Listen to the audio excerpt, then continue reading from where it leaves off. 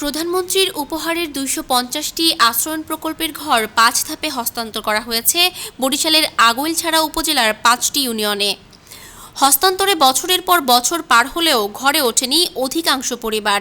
স্থানীয় গৃহহীনরা অভিযোগ করছেন, প্রকৃত ভূমিহীন না হয়েও আশ্রয়ণ প্রকল্পের ঘর পাওয়ায় উঠছেন না তারা। সরেজমিনে ঘুরে দেখা যায়, বাকাল ইউনিয়নে চান্দের ভাঙ্গায় ৩৫টি ঘর হস্তান্তর করলেও ঘরে উঠেছে ১৭টি পরিবার। মধ্য বাকালে ৬০টি হস্তান্তর করলেও ঘরে উঠেছে ৫টি। বাগদা ইউনিয়নে জোবার পাড়ে ২৫টি ঘর হস্তান্তর করলেও ঘরে উঠেছে ১৫টি। গৈলা ইউনিয়নের টেমারে ২৭টি ঘর হস্তান্তর করলেও ঘরে উঠেছে ১৭টি পরিবার। রত্নপুর ইউনিয়নের মোহনকাঠিতে ১২টি ঘর হস্তান্তর করলেও ঘরে উঠেছে ৯টি পরিবার। বাকাল চান্দার ভাঙ্গা ৩৫টা ঘর আছে, ১৭ ঘর আছে, আর বাকি কয়টা ১৮টা নাই।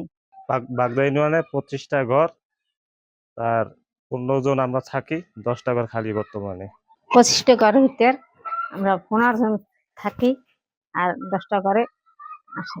স্থানীয় গৃহহীনরা দাবি করছেন, প্রকৃত ভূমিহীন না হয়েও আশ্রয়ণ প্রকল্পের ঘর পাওয়ায় উঠছেন না তারা। এই যে ঘরগুলো যে পাইছে, অনেকে যে ঘর পাইছে তাদের মনে হয় লাগে না, তাই তারা আসে নাই। আমরা যারা দোস্ত মনে করেন আমাদের ভূমিহীন, আমাকে জায়গা জমি নাইতে আমরা আসছি। না লাগে হাগো দিছে কোন যারা কাম দেয় ঘরে লিখে বাড়ি লিখে, এই যে মোরা দুইটা গৃহস্থ থাই একটা ঘরের ভিতর, পোলা পুতর বউ মুগটা দিতে। ঘর পেয়েও ঘরে যারা ওঠেনি তারা দ্রুত সময়ের মধ্যে উঠবে বলে জানালেন ঘরে না থাকা পরিবাররা। উঠতে আসি, এই তো আগে করবো এখন বাসা বসা ছাড় গ্রাম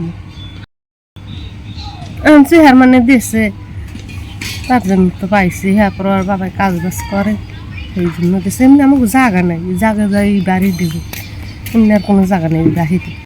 আশ্রয়ণ প্রকল্পের ঘর পেয়ে যারা না উঠেছে তাদের তালিকা করে ব্যবস্থা নেওয়ার কথা জানালেন উপজেলা প্রশাসন। ঘর পেয়েও যে ঘরগুলো ফাঁকা আছে সেই ক্ষেত্রে আমরা গত প্রায় ১ মাস আগে আমরা প্রতিটি ঘরে লোক পাঠিয়ে আমরা তাদের একটা তালিকা করেছি এবং তালিকা করে তাদের সাথে যোগাযোগ করেছি। অনেকেই এটা বলেছেন যে তারা হয়তো এখন কাজের জন্য ঢাকায় আছেন, তারা ফিরবেন।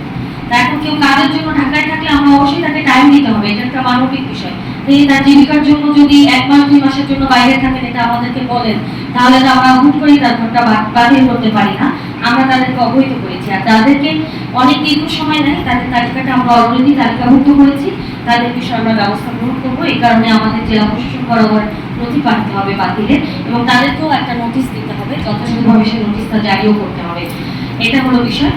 আশ্রয়ণ প্রকল্পের ঘর পেয়েও যারা এখনও ওঠেনি তাদের বিরুদ্ধে ব্যবস্থা নেওয়া সহ সঠিকভাবে তালিকা করে প্রকৃত ভূমিহীনদের ঘর দেওয়ার দাবি সুধীজনদের।